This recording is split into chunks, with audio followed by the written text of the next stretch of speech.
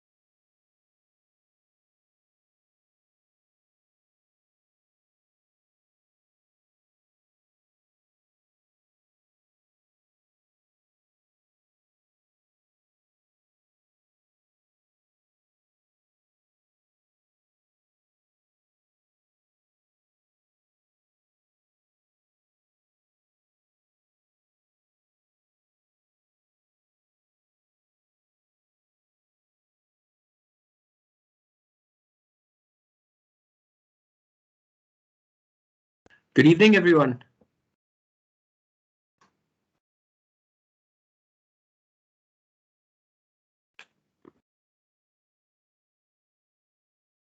Are you guys all with us tonight?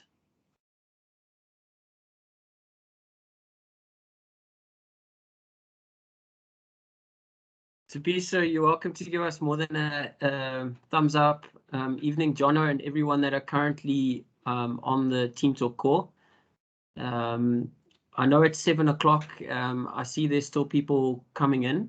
So let's just give it a couple of minutes. But feel free just to chat. I know a lot of you have been on some of the Team Talks that we've done before. And we've actually used a webinar format, which kind of is very impersonal. It's difficult for the presenter to get a feeling for everybody. And I know some of you might be putting your children to sleep and you might be making dinner for your better half. And so maybe just listening tonight is really appropriate for you. But I just encourage you, we've set this Team Talk up in a very informal way this evening, and everybody's able to mic on and video on, and yeah, just encourage everybody to take part. The kind of themes and scenarios that we're trying to create this year with Team Talk is really just to be real with each other, to get to know each other more as sports people within the Curro group, to share ideas with each other and to be able to be vulnerable with each other. I think Jono is going to be speaking on the heart tonight, and I don't want to get too passionate too early, but I think potentially that is an area within our organization that we can get better at. We all work in different departments in different schools, but I think this collaborative way of working together or just rubbing off each other is a massive advantage that we have, potentially where a lot of standalone schools or other schools can't do what we're doing tonight. I really just encourage you, and going into this year, we really want to use people like yourselves to present on topics that are very applicable to where everybody is in the group, where potentially we find ourselves like they say, there's no such thing as a perfect human being, and there's no such thing as a perfect school. And we're all going to be finding ourselves in different circumstances and different situations. I think Jono might allude tonight to the week that he's had. Him and I had a good laugh last night, just talking about this evening and the kind of week that he's had, having to talk on coaching from the heart. It's quite ironic, but yeah, please feel free to interact with us in a very informal way. It's not going to be Jono presenting tonight. It's going to be Jono sharing ideas, and then it's going to be us responding. So Jono, feel free to video on and mic up. Thank you so much for presenting, or for kind of just introducing coaching from the heart tonight with us. I see you still at school, so you are a passionate being, and very busy, as I'm sure everybody is. But over to you, just to take over an intro. Looking forward to hearing what you have to share. Thanks, Jared. Yeah, we just finished giving Northwest Christian School a hiding with our under-13 cricket side. So I came straight from there. I was busy umpiring. It's all about the result, eh? Absolutely, we don't care about the heart. It's, if you win, that's what makes a difference. I'm going to share my screen just so that one or two things to. Trying to figure out how to work a computer. To ask a sports guy to run something where he's got to use a computer can be quite a scary thing, especially when I've just realized that. Sorry, Jared, I'm just, there we go.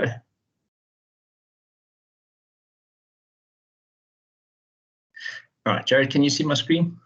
I'll let you know when it comes up. Oh. Not as yet. Not yet. Can you still just see me? Yep, still seeing you. Let's try that again. Not that the screen's. I see it says only meeting organizers and presenters can share, but I think you have that share option, right?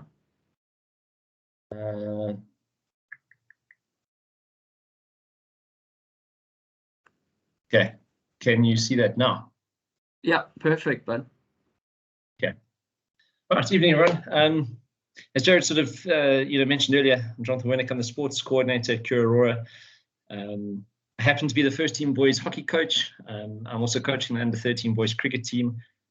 I have 20 years of experience with coaching various sports, different academy sides and provincial sides. And I played a little bit of sport myself. So one of the things that we, Jared and I were chatting about, we wanted to talk about coaching from the heart. And the idea was, Jared and I wanted to have a conversation on how we as coaches can influence kids' lives. But the purpose of tonight, so tonight should serve as an encouragement to take an introspective look at how we coach, how we teach, how we manage our various players and teams, and how we deal with our staff. Where various coaching the coaches courses that focus purely on specific sport coaching and development, this isn't this, and we sort of will allude to this a little bit later. This isn't sport specific. This is something that can be taken across the board. Tonight we're looking at three key elements of coaching to help us sort of understand. And the three key elements of coaching, we're looking at coaching the fundamentals, coaching psychology, and then coaching the heart. It's important to understand these three things, to understand why coaching from the heart is important. So what we're looking at discussing tonight should make a person successful as a coach or a teacher across any code. So whether you coach cricket, whether you coach tennis, whether you coach rugby or soccer, these principles should be taken across into all of these things. And it's important to know that every coach is different. And it's the principles that we want to take from these discussions. And I think that's, again, Jared and I are very different coaches. We coach very different things, but we have very similar principles when it comes to coaching. I think though that's important. Our hearts as coaches and teachers need to be in the right place, and that's important too. I have lots of discussions with teachers, at my school, and it's all good and well to go to them and say, listen, we want you to aggress towards the kids. We want you to show care, and we want you to, these kids are important. But if they're not in the right place, it makes it very difficult as a staff member. If I was laughing, I've had an interesting week where you know, I had to also take an introspective look and go, sure, okay, why am I doing this? Okay, I'm doing it because I dig these kids, and because their lives matter. It doesn't matter who gets recognition for what at the end of the day. What matters for me is these guys' lives later on, their character and how they walk away from the sport. More importantly, we want to take us back to sort of our key fundamental roles, educators and teachers, and that's changing lives. I think for 90% of us, especially a lot of the guys I work with at Curro Aurora, you know, we're in this. We're not in this to become. We're not teachers. We're not sports coaches. We're not doing this to become incredibly wealthy. We do this because we want to change people's lives. And if you look at all the top coaches around the world, that is what they get right. They realize that the individual, as well as the team, that their lives outside of the sport is important. And if they can change those lives, if they can build character, if they can add value to those people's lives, that's how they make an impact.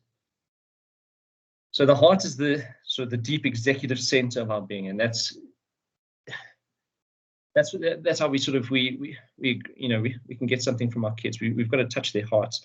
So this is why we should be taking a holistic approach to our coaching. If we want to help our athletes not to just know the right things to do, but to live them out under pressure. If we want to care for something well, we need to understand its purpose. We need to understand the role of the coach, the purpose of sport, and conforming to the pressure we face. So we're going to be looking at just one or two of those very briefly, just the role of the coach and the purpose of sport, just before we go into everything else. So, role of the coach. As a sport coordinator, I wrote out a sort of a section of what the role of a coach at our school was. So I'm just going to briefly read through that, just because it's interesting to know, and we can sort of take this back and relate to what we do. Because a lot of people coach these days, and they can coach a sport, they can coach the fundamentals, and that's where they leave it, and they can get away with that. But we want to be a little bit more. So effectively, to be effective, practice sessions need to form part of a coordinated coaching plan. Be well planned, well organized, and well run. Each session must have objectives and a structure. Be varied and challenging, create match-like scenarios, and encourage decision making, and allow all players to get something out of it to improve their own game. In this way, players will develop, enjoy practice, and look forward to attending the next session. So that's a very basic thing. That's coaching the fundamentals. Too many coaches make the mistake of showing up for the first practice with no particular plan in mind. These coaches frequently find that their practices are disorganized, their players are inattentive, and the extent of their skill development is limited. Planning is crucial to be a successful coach. And we'll discuss that a little bit later on, and how we actually need to be intentional with how we try and reach our kids in their heart. We sometimes need to be reminded about the incredible position of power we hold as a coach. And this is a position of privilege, and that's that a coach is an incredible position to influence. Many times you've got kids that go back home and they say, coach says this. I still remember what coaches told me when I was younger. And so the coach has an incredible role to influence in a positive way. However, it can also be destructive. So this position requires great character from the coach in order for it to be a blessing and not a curse. There are coaches who use their position in a very destructive way. I remember once, it was a fascinating thing seeing an example of this. There was a coach on the side of the field. It was a football game. It was an academy football game, and it was a semi-final of the cup. And I think my team was actually losing at the time, winning the game, but we were losing. And there was a massive gentleman on the side of the field, and he was getting very aggressive with one of the players, and he called the player off, and he actually gave him a smack across the back of the head when he came off. I remember looking at this guy, goodness gracious, how can I say hit the kid? And I went up to him and said, sir, what are you doing? He said, no, it's my son, leave me alone. That boy, he couldn't even get back on the field afterwards. And it wasn't because of the power of the hits or anything. It was just the destructive nature of the conversation that this man was having with his son. And this boy was wrecked. And I mean, I wouldn't be surprised if that boy hated football after that. I mean, his dad had the ability to be a positive influence in his son's life, and he chose to be a destructive influence. I've also seen it. There was a hockey coach at a school I went to, where he would watch a team, and every time they made a mistake, he would turn away. He would turn to the rest of his players and tell everyone how rubbish everyone was. And you could see him getting upset and throwing his hands around and everything. And then at team talks, and I remember overhearing the man and listening to him, he again, he was abusive with how he spoke to him, and this team did not perform. I'm going to touch on that team later on and how it changed, and one or two things that got adjusted. So coaches need to use their position to serve their players and to empower them. That's important. And I think that a lot of good coaches, that's what they're there to do. We're there to serve and we're there to empower our kids. We need to understand our children in order to care for them. Right. I'm just going to go on here. So there was I remember watching a movie when I was very young called Coach Carter, and he was, he had an incredible ability to influence in a great way. And he said, I came to coach basketball players, and you became students. I came to teach boys, and you became young men. And I've seen this, especially with some of our high school guys. That's what we're encouraging to be, young men that can go into society and can make a difference in the rest of the world. All right. One of the words I do want to take, I want us to take away from today is the word care. I mentioned now, so we need to understand our children in order to care for them. In order for us to care, it makes us heroes, because it's tough to do, especially if you've had a long day in the classroom, or you've had a long day coaching at a sport, to still show that care at the end of the day. There's little finer details where you make sure that you aggress towards a child, where you let them know that they care is very, very important. Yeah. So I've already spoken about the objectives of coaching from the heart. So we went through these. Sorry, I forgot to click through these. We've spoken about the role of the coach. We're there to lead the guys. We're also there to be a bit of a father figure. Yes, the heart is a deep executive sense of our being. This is why we should be taking a holistic approach to our coaching if we want to help our athletes not just know the right things to do, but to live them out under pressure. If we want to care for something well, we need to understand its purpose. Okay, and we've looked at a few of these things.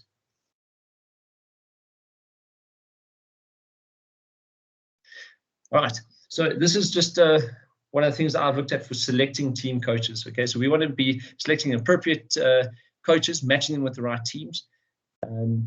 Effectively, if you're someone who cares about the heart, if you've got the right skill sets, you could coach any team. I go on to say in the second point that having the right coach for each team is crucial to the ability of specific teams to fulfill their potential, ensures that program heads in the right direction. Knowledge and understanding of sports are certainly important qualities to look for in a coach, as are the ability to relate to players. These things are important to inspire, to enthuse, to adapt the intensity of coaching to all the levels and abilities of the team to have people management and organizational skills when matching coaches with teams. Yeah, so these are what we're looking for when it comes to selecting coaches to put with different sides. Some coaches are better suited to coaching junior teams. That's just the nature of it, while some have the attributes to coach senior teams.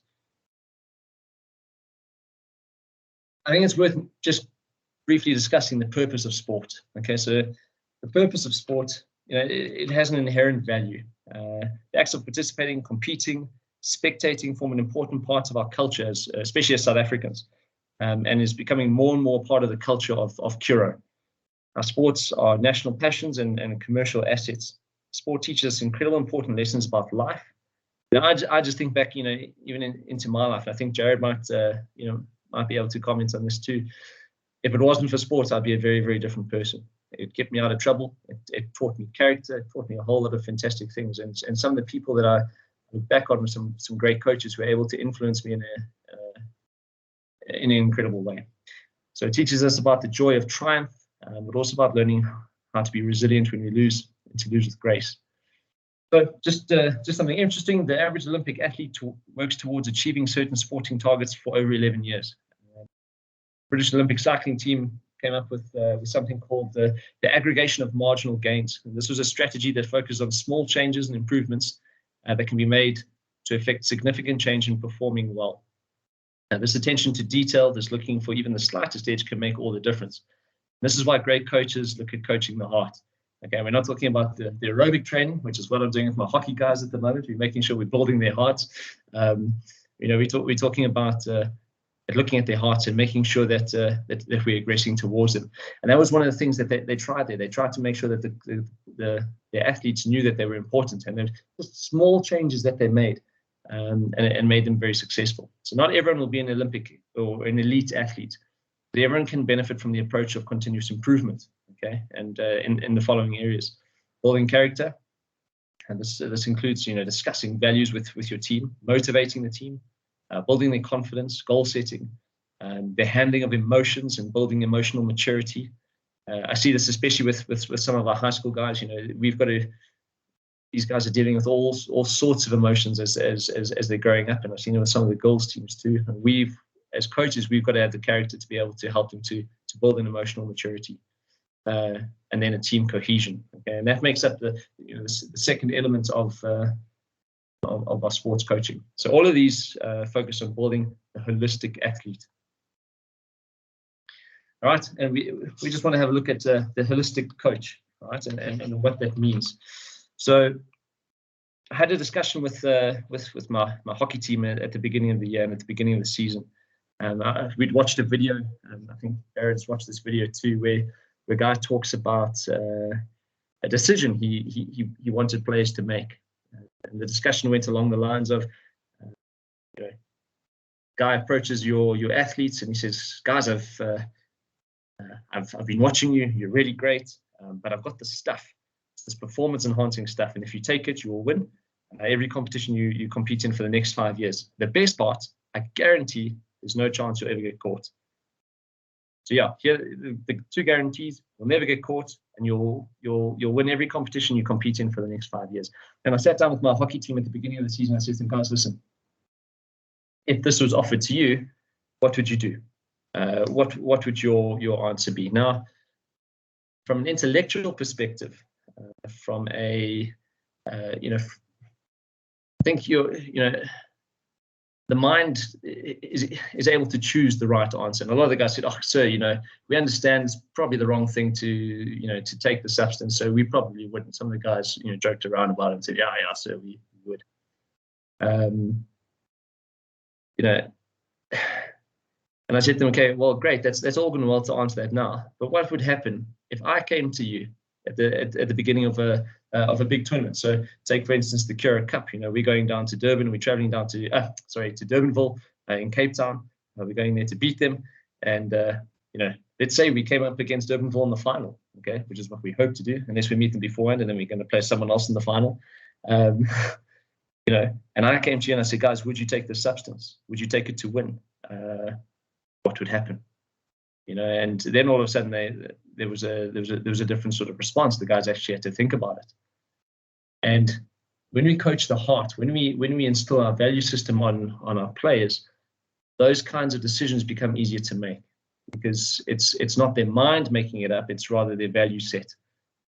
And that's what we want to be looking at when it comes to the coaching the heart. It's instilling the right kind of values and ethics in your team that have to align with your own, but instilling those values in your team to make sure that they're successful later on in life. So it was very much like an ethics class. Imagine being an elite athlete and being offered this. Would you take it? So they all knew the right answer. They knew what the correct thing was. They knew what they could tell me that would impress me. What would they actually do behind the scenes when there was pressure on? We may deal with this in different ways. I've got it again with one of my teams now, so it might not be a banned substance, but I've said to the guys, listen, before a big game, you shouldn't be going to parties. You shouldn't be doing that sort of things. We need to have a different value system as a team. Would they be going out to a big party, the night before a game? Then would they come up with the right answer? And what would their heart say to that? Again, their head would say, no, wouldn't do it. When the push came to shove, is that actually what would happen? All right, so the next thing we want to look at is, okay, so what is the great coach? So we've looked at a few other things. We've looked at the role of a coach, the role of sport, and the discussion we've had. So what would a great coach look like? A great coach who coached the heart. Just before we get onto these things, I was watching a documentary on a gentleman named Sir Alex Ferguson, and he was being interviewed by the Harvard Business School of Leadership, and they were asking him what was one of the key roles, or what was the most important thing in being a great leader.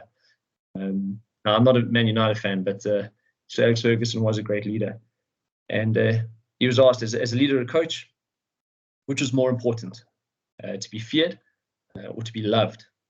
And he thought about this for quite a long time. And after a while, he said, listen, neither of these, okay? Because I'm both feared and I'm both loved by the same players. He said, but the one thing that sets me apart from a lot of the other guys is that my players respect me. They respect my values.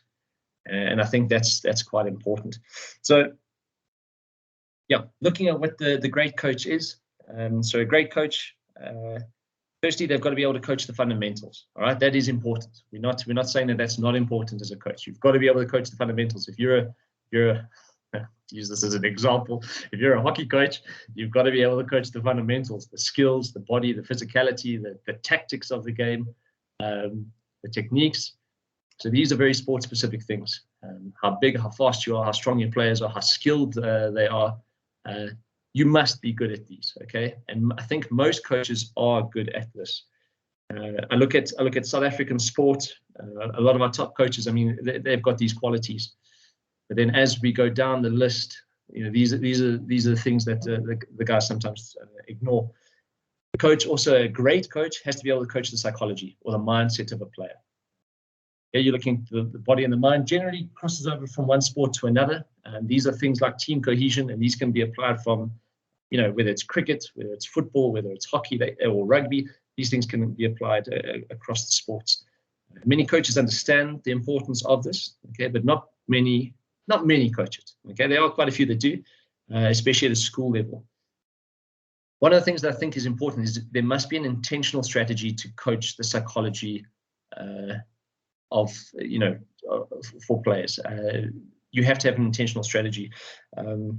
There was a coach that I worked with many years ago. He's one of the best coaches I've ever worked with. He happened to be a teacher. He was a man who came from Michael House.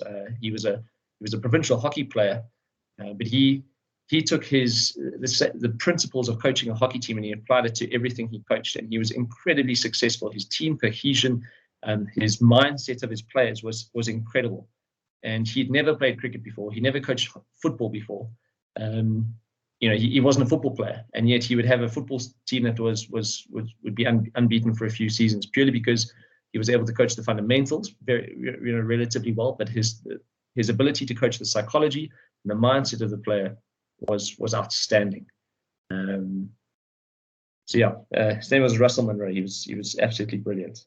But he had an intentional strategy to coach the mindset of the players every single session. So every session, the guys went away knowing exactly what their role was, exactly what their mindset had to be for every game, what their mindset had to be for every practice.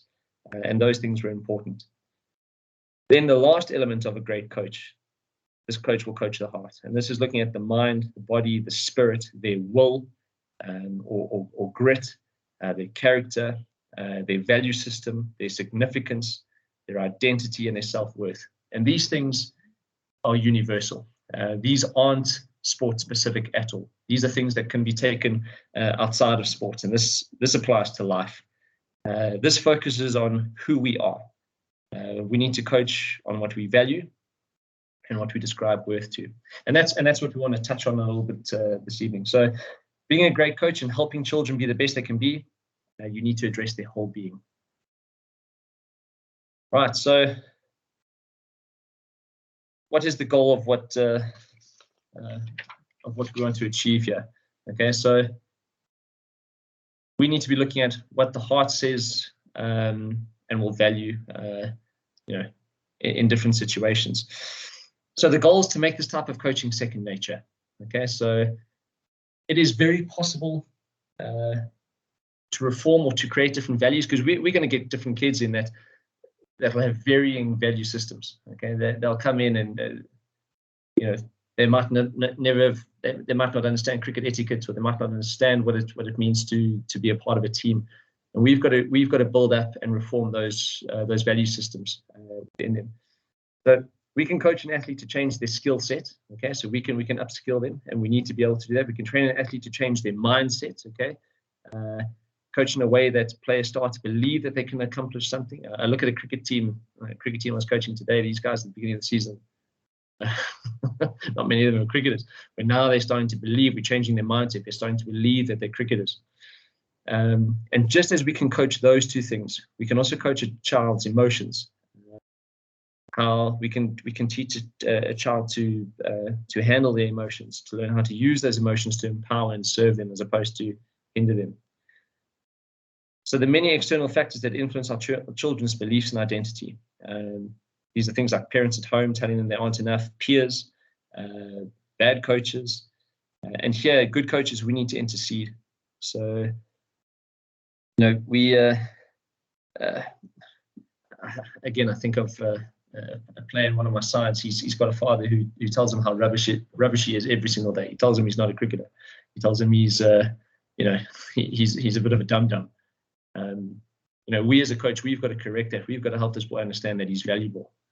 He doesn't have to believe that he's the greatest cricketer yet, but he needs to understand his value firstly as a human, and then his value within a team. And those things are very important.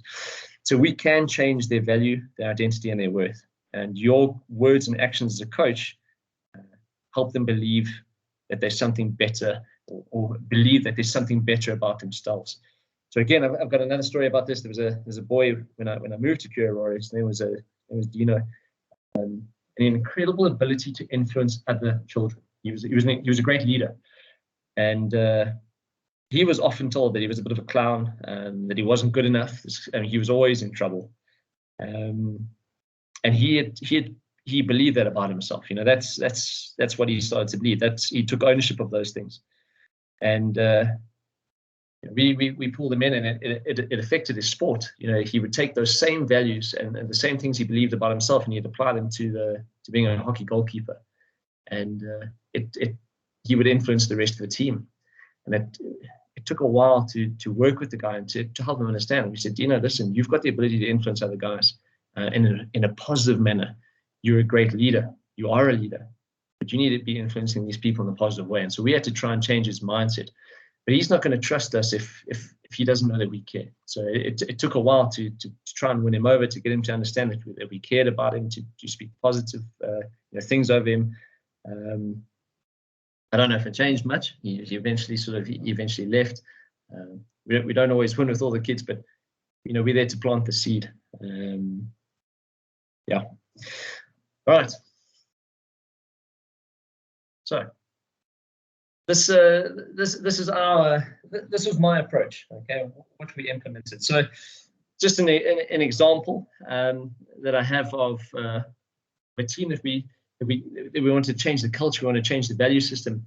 When I moved to Curro Aurora 3 years ago, I noticed that we've got a beautiful hockey astro. We had some very, very good hockey players, and I took a look at the first team hockey side, and they were a slightly underperforming team. Now it's important to note that the coach who was coaching the team was not a bad coach. All right. He was coaching skills well. His tactics were okay, apart from how he treated his players, were outstanding. The fundamentals were in place. So fundamentally, he was a good coach. He was doing his job. However, the team had absolutely no identity. The players didn't have identities within the team. Those sort of things were non-existent. They had no core values. There was no care for the team. There was no care for each other. And they'd been trained to believe one player was the most valuable, and he was more valuable than the rest. So, yeah, thought I'd just tell the story briefly of what we did to try and of what we tried to change. So, firstly, we had to get the discipline right. We had to change the culture and the value system and the mindset of this team. So, I called the gentleman in one day to my office and I said to him, "Listen, what do you need as a coach to make this a successful team next year?" And he took a piece of paper from my desk and he said, "Jono," and he started writing things down. He said, "This is what I need," and he handed it across to me, and he'd written down on the page pretty much how rubbish every single player was. Now, he'd never gotten to know some of the players, and he'd shown that he didn't trust a lot of them on to play. Funny enough, I still have that piece of paper framed, and it's in my office.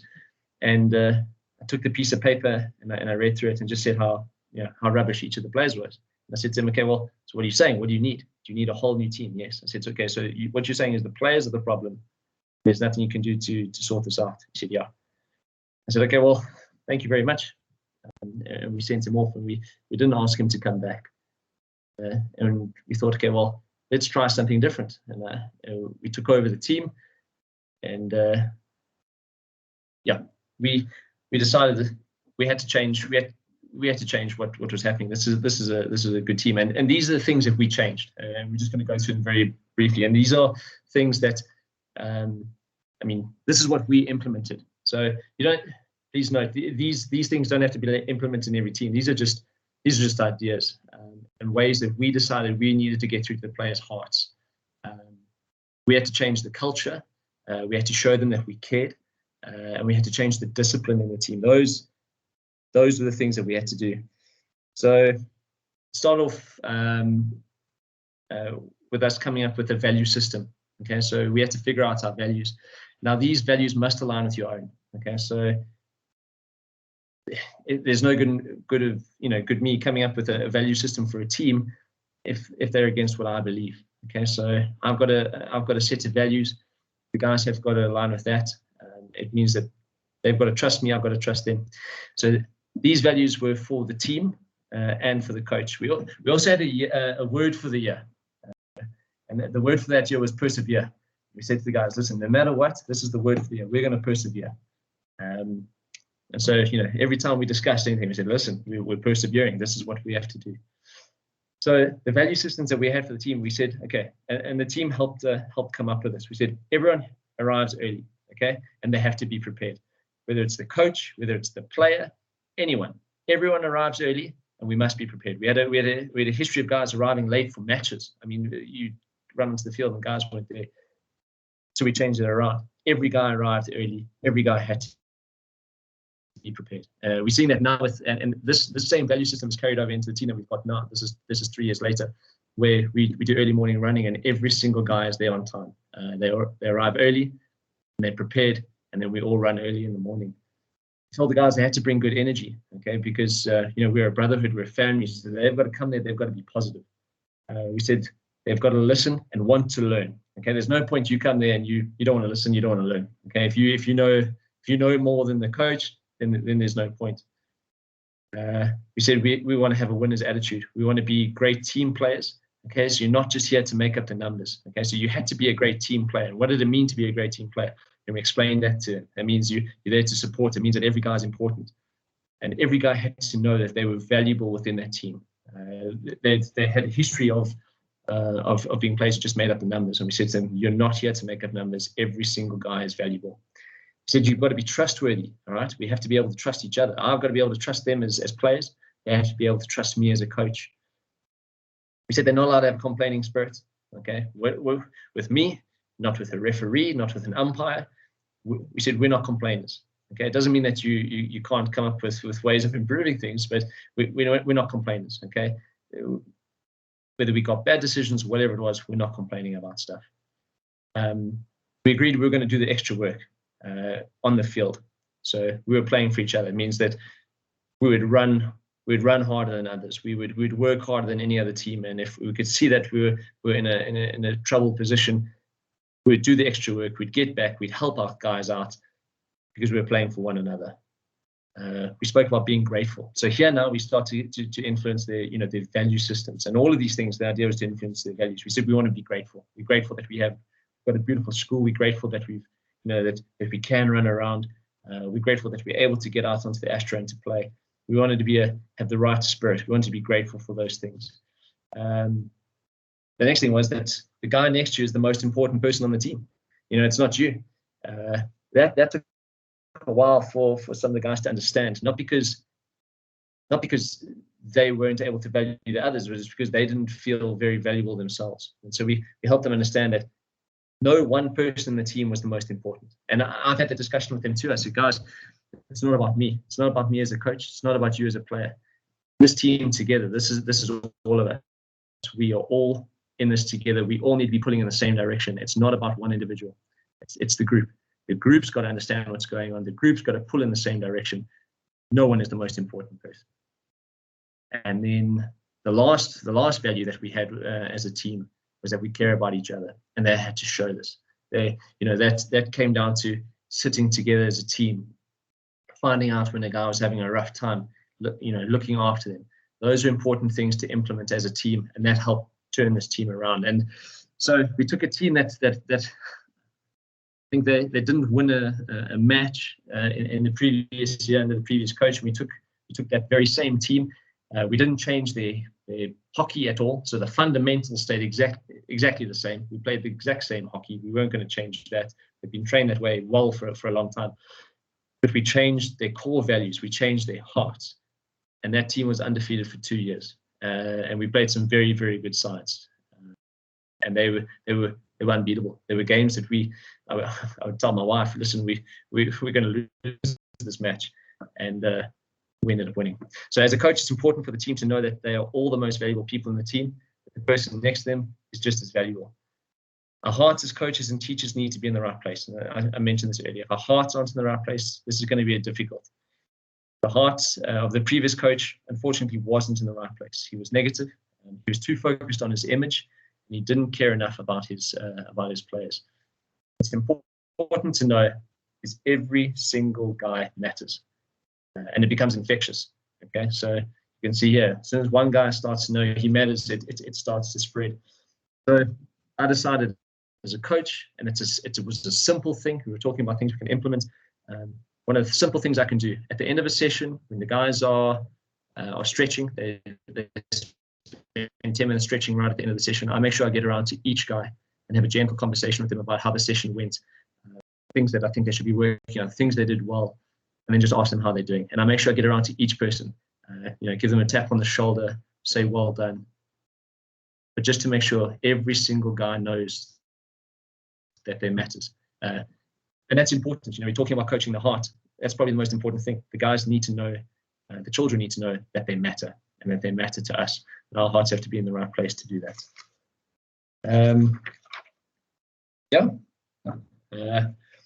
And one last story of a different player. His name is Spuma Kamedi. He was a footballer who played in the academy side of mine a couple of years ago. He came from a very troubled home. And players unfortunately do respond differently. And I remember getting phone calls from this guy. I got a phone call from him at 2 o'clock in the morning. He was in jail. He'd beaten a security guard to a pulp, and he asked me to come and help him out. I took a drive across the police stations. We managed to get him out. And I mean, I spent a long time, trying to talk to this guy about his life and, making sure he knew that he mattered. And I mean, I really felt like I was aggressive, that I was winning this guy over. I mean, he even defended me on the touchline. I remember another coach getting quite aggressive with me, and this boy wanted to come across and stand in the way. I was like, listen, I appreciate it, but back off. We'll sort this out in an appropriate manner. But he was very protective of me, and as much as I tried, I never felt like I got through. And I don't know what happened with him, but the idea is we might not win with all our players, but we're there to also plant the seed. And my hope is that, eventually one day he might remember that he had a coach who cared, that he had a coach who had invested in him, and a coach who valued him as a person. So yeah, hopefully that seed was planted. Yeah. So Jared, I don't know if we would like to open it up to any sort of discussions, any questions the guys might have. Happy to do that.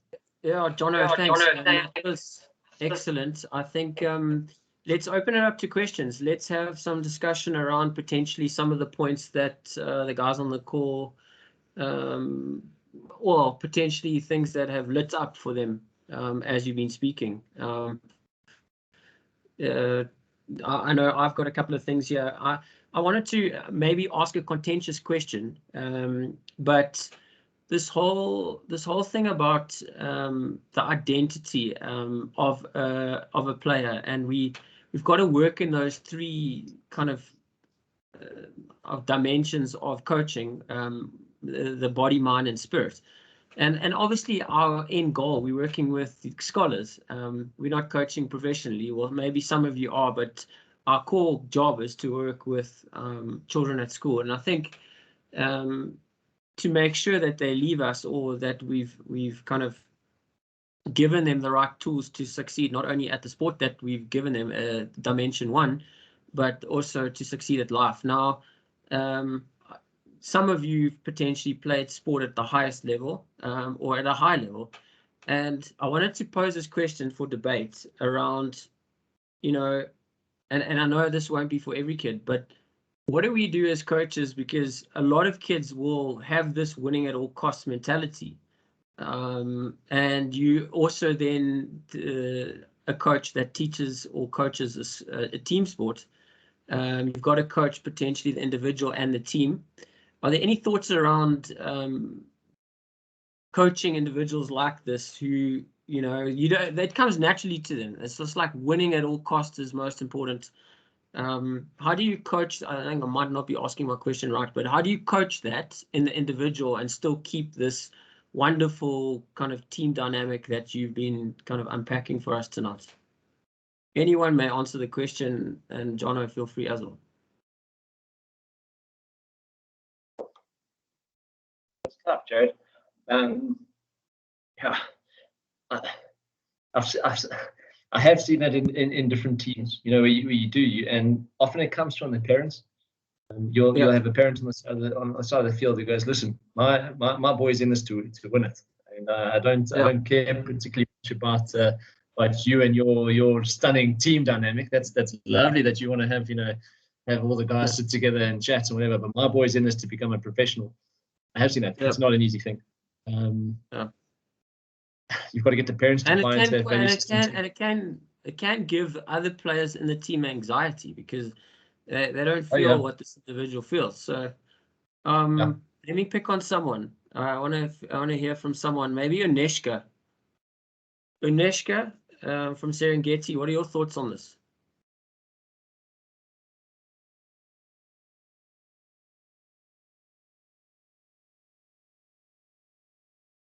Failing Uneshka, who might be making dinner or putting her kids to sleep, let me ask Craig. Craig, I know you've got a son who loves sports.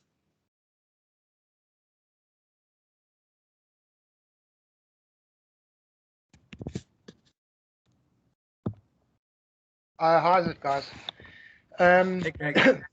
Yeah, thanks for that. I think the most important thing, which was touched on, was the fact that the values are very important.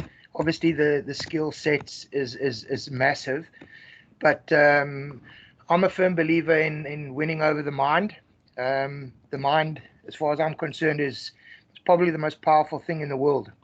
And I've in my past been privileged enough to coach at boys' schools, and just getting the mindset is crucial. When it comes to parents, we've all had our experiences, I suppose, with parents who think they know better and think that their son is a future Springbok or Protea.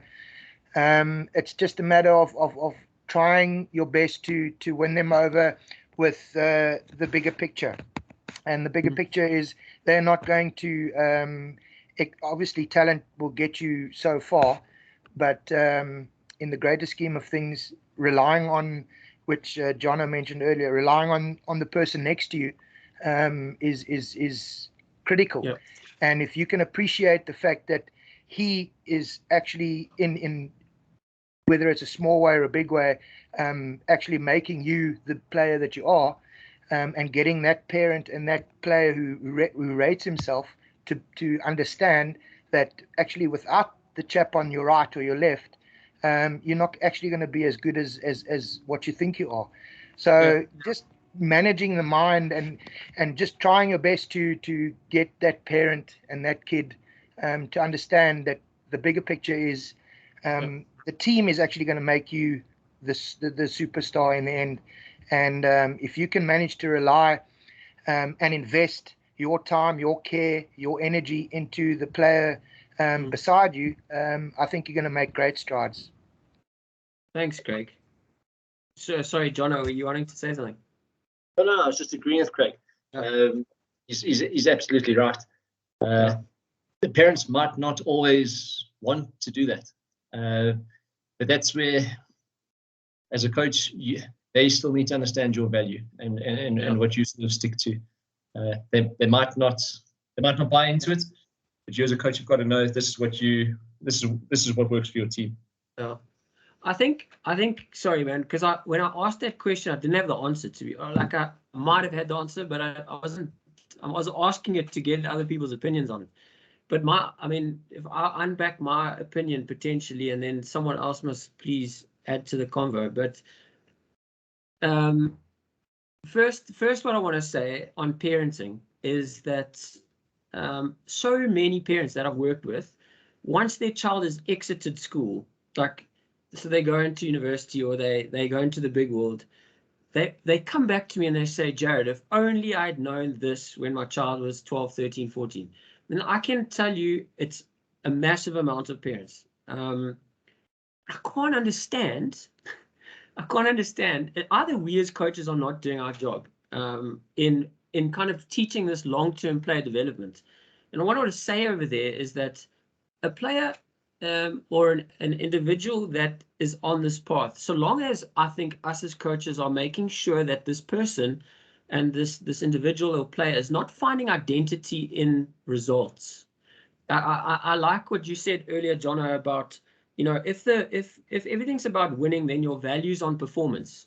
You value performance over everything. And if you value performance over anything, then your motives, or you'll start to act out of fear, because you're either going to win or you're going to lose. So everything you do then everything you are as a person comes out of fear. And I think if for those of you on the call tonight, like from my 2 cents and from my experience, is that if we can coach from a place where we're not creating fearful athletes, where the athlete derives their self-worth from being very good for creating a really good skill set, and then secondly from being around, like you said, Jono, like this slide here, every guy matters, to have the self-confidence to be in a really good place, in a very good environment and culture. And then thirdly is to have the self-belief. So I like what the guy said. I made a note here, is if we could integrate these 3 elements or these 3 ingredients into a pot together, we potentially can create the ultimate sportsman or woman. But we as coaches got to be so careful at a young age that it doesn't become about results. And then making sure that the parents know this, because the parents see the child a lot more than we do. And so, you know, there's so much more work than what we even think or imagine with regards to coaching parents. But anyone else want to elaborate on this topic? Yeah, Jared, and how's it, Jono? We didn't have athletics at St. Dom's at my school, and I'm quite passionate about athletics. And last year, when I tried to introduce it, when we had the Curro virtual athletics, I didn't really get much buy-in from the players. Everyone just wanted to go to their hockey and netball, etc. And it was a bit of a bitter pill to swallow. And I thought, you know, I'm trying all this effort to get these players, or these sport players involved into athletics, and trying to tell them that it's going to be good for all your sport. You'll still be able to play hockey and you'll still be able to do that, but let's just do athletics and it will contribute towards your conditioning, etc. And it didn't really go that well. They sort of didn't know what type of bond you can actually build between players just being part of an athletics team. Even though it's an individual sport, but still you need to act the same way individually as what you do in a team sport. And this year, when I said no winter sport will start, we are doing athletics, and that is that. There was no hockey. All the hockey coaches were coaching athletics with me. And also, I probably got to know the players. There was this new sports director coming in, and you know, what does he know? We don't do all these things. We just play hockey. Yeah, that's what we do. And this year, with having all those coaches involved, we didn't have high jump, for instance. We don't have high jump equipment. So I went and borrowed from my old school, and I put it down there, and I started coaching these kids. And on the first day, I must actually share a video with you guys. I'll send it on. I can only send it now on our 3D coaching group and stuff. But we had this huge vibe around everyone was coming because the one matric boy was jumping 1.6, 163 from on his first, the first time he's ever done high jump. And that vibe already set the tone for, with a little bit of technique, listening to the coach, we can actually do this. And this boy felt so confident. And then all these players and just wanted to do athletics. So just with that little bit of extra motivation, now he can do something which he never thought he could do, number one, and number two, which he's never done before. Then we ended up having a proper athletics day. We rented a school here in town. Their facilities have a wonderful athletics track, and we had a proper athletics day for high school, for primary school, and the vibe then was day and night difference from last year. I had the kids buy-in, I had the parents buy-in, everyone was supporting it. And then we ended up going to Curro Cup, and the parents were a bit hesitant about, we have to spend this money for our kids to go to something for athletics, but what about the hockey tour and this and that? Those kids had made such a nice bond at the Curro Cup athletics, being together as a team, and we had high school and primary school all together. And now the morale of my sports field is amazing, because I've had kids exposed to that level of other athletes. And like Windhoek Gymnasiums, one kid told my kids, we've been training 2 years for this event. My one sprinter who thought he was fast said, we only started this year. And then he was like so shocked. He said, sir, we need to. I said, don't worry. He said, these kids are fast, and these kids, they are focused. And I thought I was fast, but these guys humbled me. And then I said, don't worry, we'll start training in term 4 this year for next year's athletics. And then they were all like, no, we have to start now. Let's start now. We want to train now. We want to beat this other red school. So, they're already just with like a little bit of an introduction to athletics, the whole mind and heart, now they've got like a passion for athletics overnight.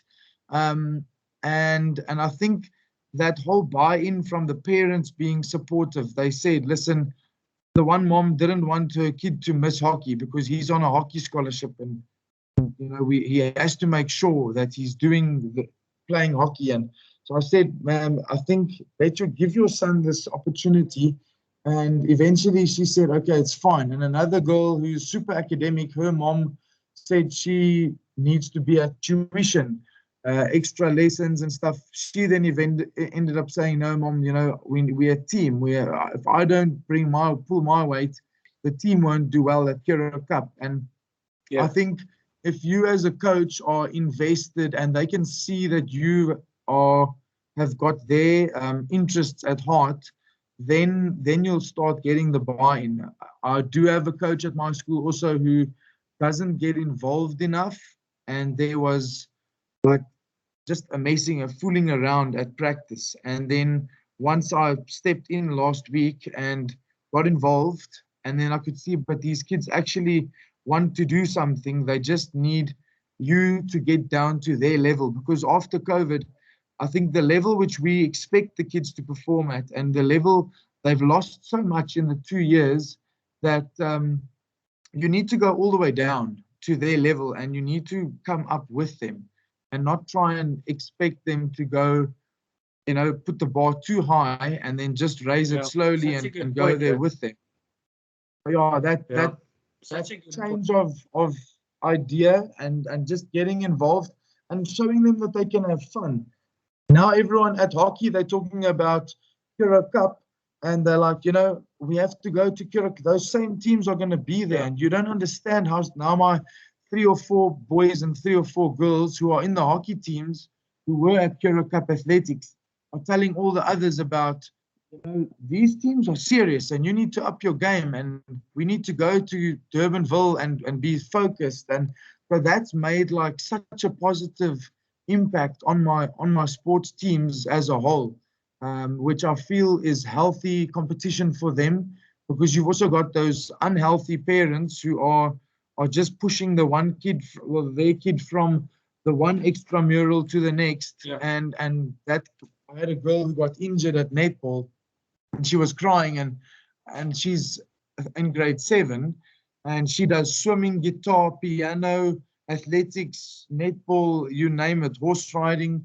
And then I asked her, sure, is it that sore when she got injured? Because she said, no, she's scared of her mom, because her mom's going to say, you can't take part in this now because you've injured yourself. But like, you know, so we've got those overly serious parents at home, and now you're trying to make this a fun environment for the child, because the child's 12 years old and you want them to enjoy their sport, even though she excels and she does really well in everything she does. But there's so much pressure from home that the parenting's making our lives so difficult that there's no fun element for this kid.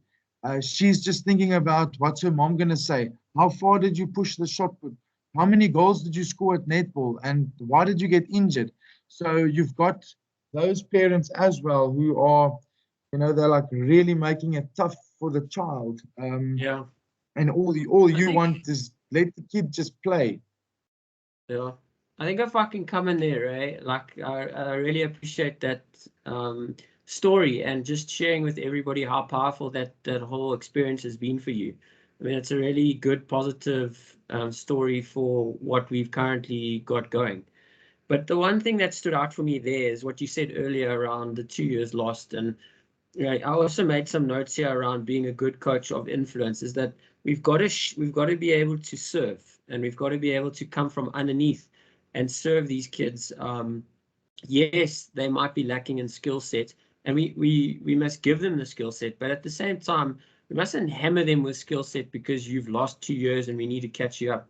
It needs to be more of, it can't be like we over them and we're talking over them and you must do this and you must do that and hurry up because you're behind. It needs to be, let's give you the skill set that we potentially couldn't have given you over the last 2 years. And luckily for us, it's almost flipped on its head, where normally it would be hard to create the drive to play sport, you know, and now we've just, I think everyone could have testified to the fact that we are run off our feet at the moment.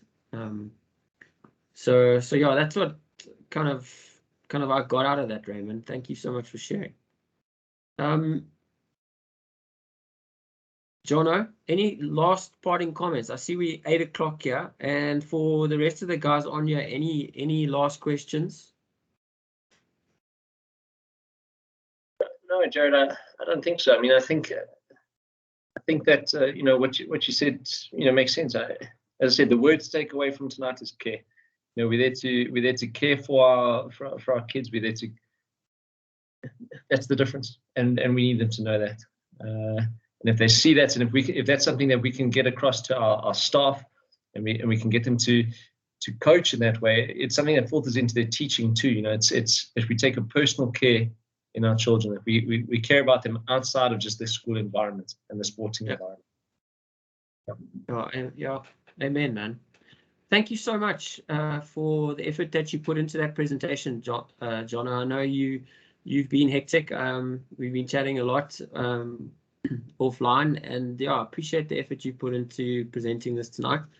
And for everyone on the call, thank you for putting in the effort too. I know 7 to 8 late in the week. Yeah, it's good to have you all on here, and wish you guys all a good weekend. If you're a Gauteng-based coach, I'll see you on the sports field over the weekend as we do more courses and training. Travel safely if you're traveling, and yeah, keep in touch. Thanks very much. Appreciate it. Thanks, guys. Thanks very much. Thanks everyone. Cheers. Good night. Thanks to Piso. Thank you very much. Good night, See everybody. you tomorrow, Jonah. Cheers. It's coming to our hockey night series tomorrow. We're looking forward to it. Nice. Yeah, no. We do have one game for you that is suitable. You know what? At this point, I need a suitable game. We started our St. Peter's Cricket Festival today, and yeah, that's all I can say. you've got my junior side playing instead of Ram Park, so there's one positive. Yeah, the very same Rand Park scored 300 plus runs in 20 overs against us. So yeah. But hey, yeah, no. I said to them, guys, if you guys don't play any summer sport, there's no soccer this season. So guys are involved. So what can we do? Last time you are incredibly good with getting involved, and I really appreciate that about you, my friend. You're fantastic. What you do for those kids goes far beyond just participating in sport. You're teaching them just the fact that they're willing to participate, and you find guys who are willing to participate all the time is fantastic. So yeah, love to encourage you. Keep doing what you're doing. You're doing a great job with them. Thanks a lot, Jim. Thanks a lot. Sir. Well, See you tomorrow. Cheers, mate. Your aim game. You've Cheers, got Monas and you've got Maragon. Yeah, no. It's not about result, eh? It's about Absolutely. Developing character, self-worth. There we go. Very true. I developed The a lot result of will come. our games last week. I got told how useless I was as a coach. So Yeah. The one thing that I will share with you guys, and I forgot to share it earlier, but was that we were doing this thing with Eric Simons last. Forgive me if I shared this earlier, but we were doing this thing with Eric Simons in KZN, and he was talking to the coaches, and he said the biggest thing that changed his bowlers' mindset at the IPL that made the Shanghai. Did I share this with you? No. That made the Shanghai Super Kings win the IPL. Is his bowlers were fearful because the pitches were like flipping flat tracks in Dubai. The fields are small, and the bowlers were just getting pummeled. And he said to them, he said, forget like if a bowler bowls the ball in the correct channel and the batsman needs 6 off the last ball and he hits a 6, you did nothing wrong. You bowled the ball, you hit your spots, you bowled the ball in the place. And he was going on about have a strategy, groove the strategy, work hard at the strategy and execute the strategy, and forget results. Forget results. And so all he measured his coaches on the whole of the last IPL was could they hit the spot. So they would decide on strategy before the game. They would say, right, Tapiso, you flip and taking the first 5. This is what the strategy is that you hopefully you can take 1 or 2 wickets and you go for less than 40 runs. You're going to bowl to a 6-3 field and 90%, 95% of your balls need to land in this area. You've got 2 days to go and practice that. Make sure you get the landing right. And then the analytics, the guys in analytics would say, right, Tapiso, end of the game, you bowled 4 overs and 92% of your balls were in the spot. Yeah. And Eric's like, doesn't matter if we won or lost, well done, Tapiso. You're ticking boxes all the way. And Very true. Anyway, his bowlers like gained confidence. They started becoming a team. Like the fielders weren't blaming the bowlers anymore. Anyway, I thought I'd share that for you before you play Monas. Develop, have a strategy in place, and then if your team execute the strategy, then praise them. Tick the boxes. My immediate goal for tomorrow is that we at least need to last the 20 overs in the 8 o'clock game tomorrow morning, and then we'll deal with one up later. Listen, there's merit in that. I took my first team under 13 side to play against an area team, so it was like a district side. I said to them, guys, I don't care what happens. They do not bowl us out. There's 3 overs to go. We had 1 wicket left. They didn't bowl us out. It's like a win. We celebrated them. Like, we flipped and did. We showed those overs. We lost. Ticking those boxes. Didn't bowl us out. No, wish me luck, guys. And we're playing the whole school. So, Fantastic. Good luck tomorrow. Thanks, guys. We'll see you tomorrow. I love the fact that we can relate. It's it's a beautiful thing. Very much so. Have a good evening. We need more of the 98 or the 91 that weren't on the court tonight. We need more of them to join the culture. Very grateful. JC sent me a message saying, John, I'll see you later. You're presenting tonight. No. He wasn't on. Yeah, no, it wasn't. Yeah. All right, then you'll see this. Cheers, guys. Have a good All evening. right, cheers, guys. Have a good Cheers, evening. Bye. Cheers. Bye.